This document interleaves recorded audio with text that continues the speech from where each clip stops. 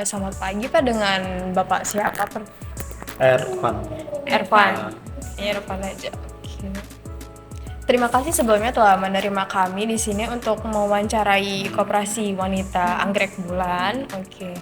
Pertanyaan pertama tentang kapan sih Pak koperasi ini berdiri dan latar belakang koperasi ini berdiri itu karena apa?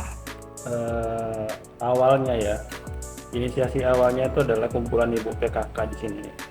Itu pada tahun sekitar 1987. Kemudian dari itu berjalan sampai 1992 begitu, kemudian berdirilah tahun 1992 mulai didirikan koperasi ini. Dan resmi secara badan hukumnya pada tahun 2002. 2002 secara badan hukum Secara ya. hukum dan hukum. Jadi kurang lebih udah berapa Mbak? 30 lebih tahun deh ya. 32 ya. Oke, berarti sudah berdiri 32 tahun. Oke. Terus visi misi serta program kerja koperasinya tuh apa aja sih Pak? Kalau program kerja lebih ke ini sih Mbak. Kita berpatokan ke apa ya? Memang di sini banyak bergeraknya di bidang UMKM ya. UMKM. Jadi rata-rata anggota pun dagang. Dan berharap dari dengan adanya koperasi ini, dengan ada bantuan dana pinjaman, dan di sini pun kita dana bunga yang diberikan termasuk bunga murah. Bunganya Masih murah banget lah. Bunganya berarti masih kecil, masih besar. 1,5. 1,5%. Oke. Nah, dari latar belakang itu ada nggak sih Pak tujuan khusus atau tujuan umum yang dari Koperasi Anggrek Bulan ini? Ya berharap semua sejahtera ya. Anggotanya Sejahtera ya. Terbantu dengan koperasi ini ya. Oke. Terus. Nah, di dalam koperasi kan biasanya kayak ada simpanan wajib, simpanan sukarela, atau simpanan pokok. Nah, kalau di Anggrek Bulan ini ada nggak sih Pak ketentuan khususnya berapa persennya gitu? Ini untuk apa, pembagian jasa atau apa? Iya, untuk kayak ada simpanan wajib, simpanan wajib itu kita 20.000 per bulan. Kalau simpanan pokok itu untuk anggota baru terdaftar itu 100.000 per bulan sekali bayar. Nah, untuk simpanan sukarela itu tabungan ya, artinya bebas berapapun diterima, walaupun Rp1.000 tetap kita ambil. Itu sebagai tabungan. Pembagian jasanya beda. Kalau pembagian jasanya di dua simpanan ini dikali 0,05. Dikali 0,5. Oke. Kalau pembagian hasilnya? Kalau 0,5 itu per bulan ya, jadi per tahun 6% dari itu. 6%. Nah, itu kan hasil, itu kan dari jasa simpanan. Nah, jasa pinjaman kita juga siapkan. Kalau jasa pinjaman itu kita kali tetap 0,5 juga. Jadi setahun 6% juga tetap. 6%. Apa di koperasi ini kayak ada pelatihan untuk anggota nggak sih? Kayak kan UMKM gitu, bisa mengembangkan produk mereka atau mungkin cara membuat produknya lebih menarik gitu Pak?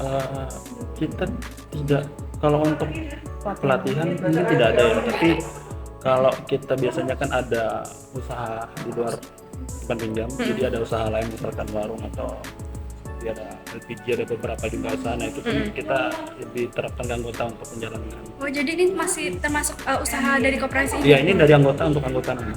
Kalau karyawan cuma kita berdua. Karyawan cuma? Benar. Kalau pengurus ada pengurus belakang. Oke.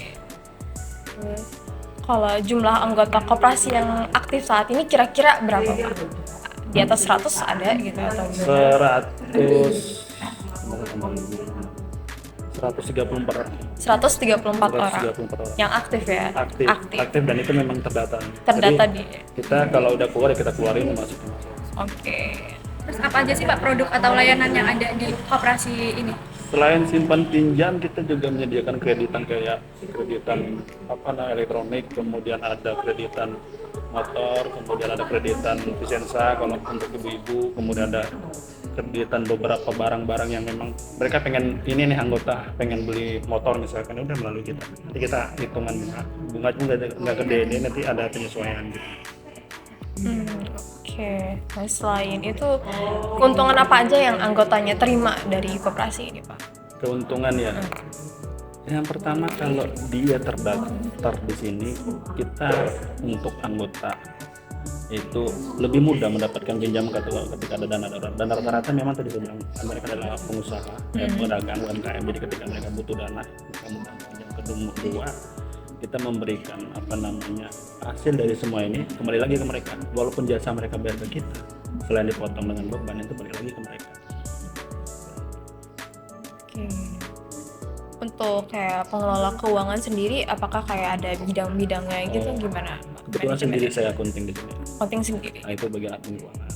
Jadi kalau untuk keuangan kita selalu diawasi oleh Kementerian Keuangan. Jadi kalau dalam undang-undang sekarang, kalau kalian teman-teman buka nomor 4 tahun 2023 itu kan ada pengelolaan keuangan dan jasa peminjaman keuangan, itu kan ada 2 koperasi. Ada namanya koperasi open club sama closed loop. Kalau open club diawasi oleh JK, kalau closed loop diawasi oleh Kementerian Koperasi. Dan kita diawasi Kementerian Koperasi, dan setiap semester 6 bulan sekali kita selalu ada pengecekan kesehatan keuangan, dan setiap 6 bulan sekali kita selalu masuk 5 besar di Bandar Lampung, di Provinsi Lampung. Baru kemarin dapat hadiah printer. Dan piagam penghargaan ini masih banyak sih. 6 bulan sekali kita ada pengecekan kesehatan keuangan itu dari Dinas Koperasi biasanya. Dan ini pun sempat jadi role modelnya Kementerian Koperasi tahun 2019. Itu udah banyak penghargaan yang diraih ya Pak dari koperasi ini. Terus ada nggak sih Pak strategi pengurusan dalam meningkatkan layanan yang ada di koperasi Anggrek Bulan? Jadi strategi itu kan kadang-kadang kita setiap tahun kan RAT. Setiap RAT itu kan pasti ada, kita lihat pendapatan tahunan. Dari pendapatan itu kita bisa menentukan strategi bagaimana meningkatkan pendapatan, dan pendapatan itu kan nanti balik lagi ke anggota. Nah biasanya misalkan tahun kemarin kita menurun nih karena pendapatan kan difaktori oleh karena pasca COVID ya. Jadi kita tingkatin, kayak misalkan sekarang kita mau fokus untuk usaha lain, misalkan kemarin ada usaha gas, ada rumah kios ya, dagang sembako, cuman nggak berjalan lagi karena nggak ada yang ngurus lagi. Jadi kemudian mungkin kita mau lagi ke usaha yang lain lagi. Oke, baiklah. Saya rasa cukup sekian wawancara hari ini. Terima kasih ya Pak. Atas kesempatannya Pak. Oke, terima kasih Pak. Ya.